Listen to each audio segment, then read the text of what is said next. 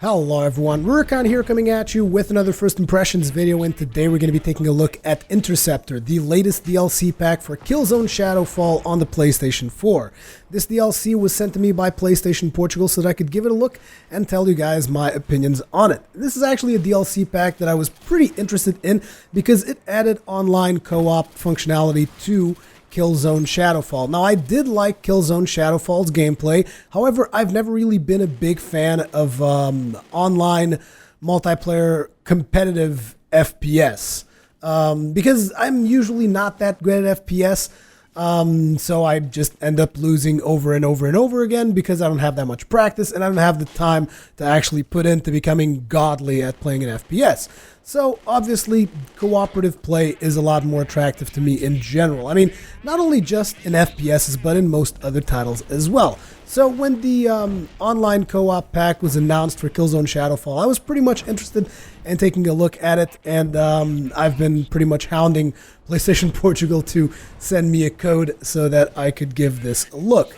Now, I do have to say that I find that the fact that there is only one gameplay mode, I find that to be a little bit, I wanted maybe a couple more gameplay modes and maybe some more assault themed gameplay modes would be cooler, where you would actually assault a structure as a unit. But the gameplay mode that is currently available is what do you call this? It's kind of like point defense. Like, you guys will always, whenever you're looking at screen, you will always see like these arrows pointing at point A, B, C, D, whatever. You have to defend those points and you have to control those points at all times. Essentially, you and your team are a force of elite operatives that are fighting against the Helghast, and you have to defend from Helghast assault those points. You have to constantly defend those points, and as you defend them, you will in turn gain points.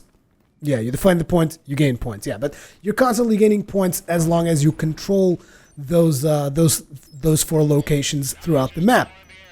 And as you gain points, if you happen to die, you lose all those points. So you have to constantly go back to base and bank your points. And as you bank your points, you will eventually be able to like purchase some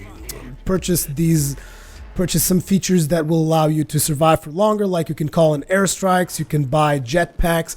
There is a lot of stuff that you can get by raking in points. Obviously, you're also going to want to rake in points for your character so that you unlock different weapons for your class and so forth. Now, there are 4 classes that you're going to be able to play in this DLC. The class that you're going to see me play throughout most of this video is the Medic, because as you guys know, I'm not amazing at FPS, so I just tried going for more of a support role, and to be honest, I found it really, really cool. I would just be going around reviving people, dropping supply boxes, throwing grenades that like detect hidden enemies, and I think those grenades also destroyed turrets or destroyed like droids and stuff like that. And you can also like do this healing thing, this AoE healing thing, but obviously that is not going to be as attractive to other players. So there are other roles that you can have. You have the Marksman, which is essentially plays like a sniper type class. You have the Assault class, which essentially plays like you would expect from an Assault class. Now, I didn't really have a chance to play the Marksman, so I don't know exactly what the skills and abilities that he has. But I do know that the Assault guy, he's got like a robot that he can call to, like one of those little flying droid things, and that is really helpful in shooting people down, stuff like that. He's also probably got the best setup for running and gunning, whereas the gun that the Medic has is not that great. It's mostly just, it almost feels like you're shooting BB pellets most of the time. I seem to remember just like unloading entire clips onto the Helghast and they would not die. Then again, the weapon had such a tremendous amount of recoil that a lot of times I would be shooting and I wouldn't be hitting a damn thing, which you guys will notice because you won't see that many hit markers.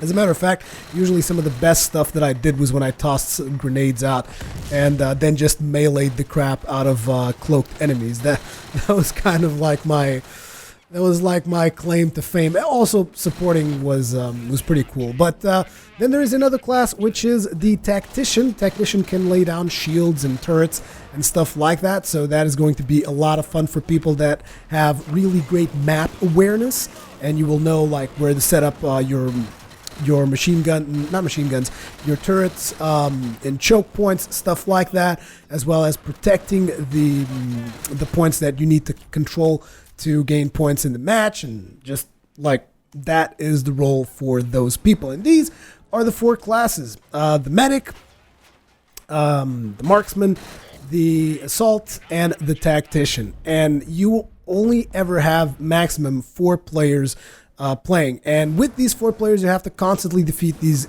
onslaught of waves of Hellghast coming at you. And let me just tell you, it is pretty damn challenging. It is not just a walk in the park. At least I seem to remember I've had a pretty hard time. Maybe more experienced players will have an easier time with it, but that was not the case for me.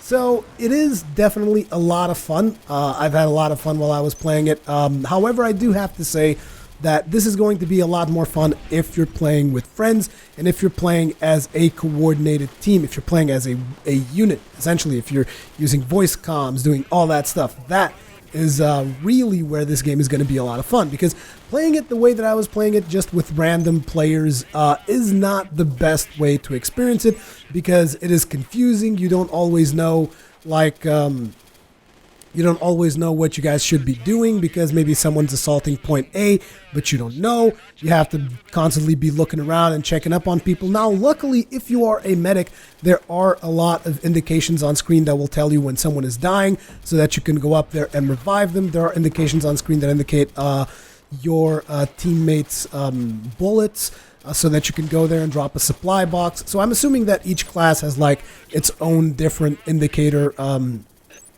that will allow you to perform your role to the maximum of your ability.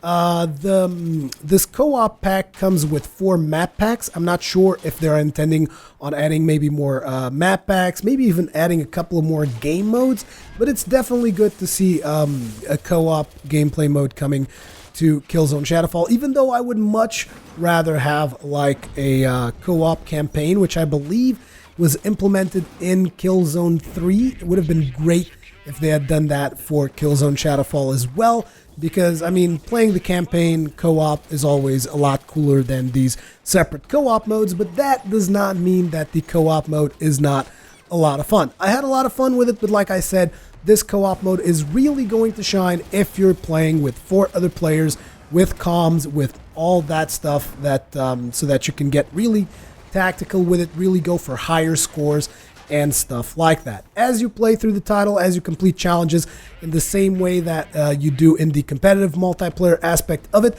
you will be unlocking different weapons and different loadouts for each of your classes, which obviously is going to allow you a greater degree of customizability. I believe you can also like customize the looks of your character and stuff like that, even though I don't really care, because usually first-person shooters, you're playing them in first person, so it's like whatever. But yeah, it's a lot of fun. If you guys enjoyed the gameplay that you've watched in the background, then probably you will enjoy Killzone Shadowfall Interceptor. If, however, you're not that much into it, then maybe it's not for you. I do have to say, once again, this game is really going to shine if you have other players on comms. That is when it's going to be played at its finest. Anyways, as per usual, leave me your comments, feedback, all that kinds of good stuff in the comment section below. Thank you very much for watching, and I will see you guys in the next one.